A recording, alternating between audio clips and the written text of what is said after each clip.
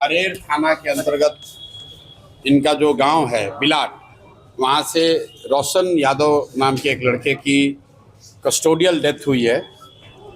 उसको लेकर परिवार का जो इल्ज़ाम है उसके संदर्भ में हम लोग यहाँ के पुलिस पदाधिकारी से मिलने आए थे, एसएसपी साहब से।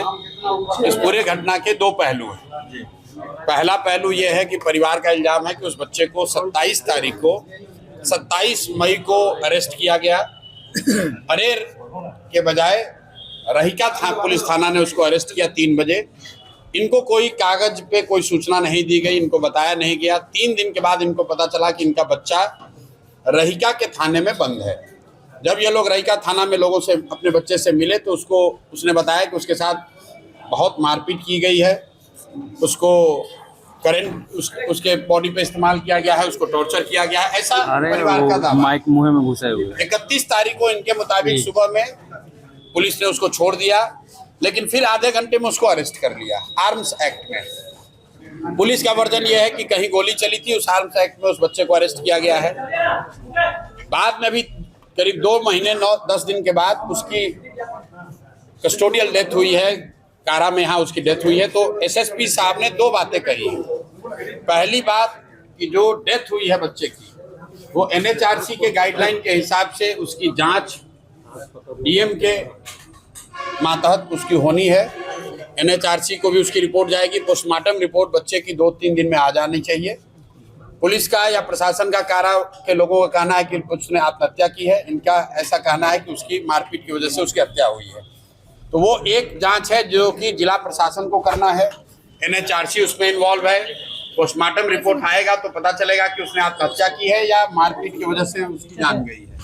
लेकिन उससे जो बड़ा पहलू ये है कि जो 27 मई को जिला पुलिस ने, रहिका थाना ने इनके बच्चे को जो अरेस्ट किया था, उसकी सारी जवाबदेही जिला पुलिस की है। और एसएसपी महोदय ने आज ये कहा है कि 10 दिन के अंदर 27 तारीख को क्यों उस बच्चे को अरेस्ट किया गया, और अगर अरेस्ट किया गया तो क्यों इनको लिखित सूचना नहीं दी गई, रहिका थाना में बिना कोर्ट में प्रोड्यूस किए हुए उस बच्चे को क्यों रखा गया, उसके साथ मारपीट की गई, उसको टॉर्चर किया गया।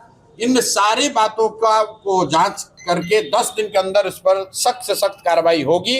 अगर नहीं होगी तो 10 दिन के बाद मैं फिर वापस आऊंगा यहाँ एसएसपी साहब से मिलने। अभी उन्होंने हम लोग के सबके सामने यह आश्वस्त किया है कि 25 तारीख तक जिन अधिकारियों की अगर उनकी कोई गलती होगी तो उनकी जवाबदेही तय होगी, उन पर कार्रवाई होगी ही होगी। ये रहिका थाना के मामले की बात है। दूसरा, जो मंडल कारा में रहते हुए उसकी डेथ हुई है, वो जांच का विषय है। वो जांच अभी चल रही है। पोस्टमार्टम रिपोर्ट 2 या 3 दिन में उन्होंने कहा है आ जाएगी। डीएम उसमें इन्वॉल्व है, एनएचआरसी उसमें इन्वॉल्व है। तो एसएसपी साहब का ऐसा कहना है कि उसमें जो एनएचआरसी की गाइडलाइन है उसके हिसाब से, चूंकि कारा के अंदर उस बच्चे की मृत्यु हुई है, तो एनएचआरसी के गाइडलाइन के हिसाब से वो जांच को किया जाएगा। तो पहले पहलू की जिम्मेवारी जिला पुलिस प्रशासन की है, उन्होंने जिम्मेवारी स्वीकार की है, उन्होंने जांच की बात स्वीकार की है। 10 दिन का समय सीमा तय किया है। रहिका पुलिस थाने की भूमिका या उससे जुड़े हुए कोई भी पुलिस पदाधिकारी की कोई भूमिका जो भी रही होगी उसकी जांच करेंगे और जो उचित कार्रवाई होगी वो करेंगे 10 दिन के अंदर। सर, इस तरह की घटना की पुनरावृत्ति ना हो, जिसके लिए आप लोग क्या करेंगे? देखिए, पुनरावृत्ति न हो ये तो प्रशासन का, सरकार का मामला है। हम लोग तो बस यही उनसे आज आग्रह करने आए थे कि जो पीड़ित परिवार है, बहुत गरीब घर के लोग हैं, देखने से ऐसा नहीं लगता है कि ये कोई क्रिमिनल हैं। इनकी ये माँ है बच्चे की, इनके हस्बैंड की डेथ हो गई है पहले किसी रेल एक्सीडेंट में, इनके पैर में हवाई चप्पल तक नहीं है।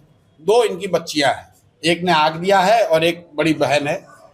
पुलिस के जो यहाँ एसएसपी है, पदाधिकारी हैं, उन लोगों ने भी देखा, वो बात को समझ रहे हैं कि और कुछ नहीं तो मानवता के नाम पर इनके साथ इंसाफ होना चाहिए। 19 साल का इनके लड़के की डेथ हुई है, हत्या हुई है या डेथ हुआ है, तो इनके साथ इंसाफ होना चाहिए। अभी उन्होंने सारी बात स्वीकार की है कि वो इसको तुरंत हर तरह से हर स्तर पे जांच करेंगे और इंसाफ होगा, ऐसा उन्होंने आश्वस्त किया है। तो 10 दिन का टाइम उनको हम लोग दे रहे हैं। 3-4 दिन अभी तो इनका क्रियाक्रम भी पूरा नहीं हुआ इनके बच्चे का, तो वो हो जाएगा। अगर नहीं हुआ तो इस मामले को जिले के ऊपर हम लोग डीजीपी से, चीफ सेक्रेटरी से भी मिलेंगे। लेकिन मेरा अभी भी आग्रह यही होगा यहाँ के प्रशासन से, डीएम से, यहाँ के एसएसपी से, कि इस परिवार के साथ अगर जाती हुई है तो आप लोग इंसाफ कीजिए।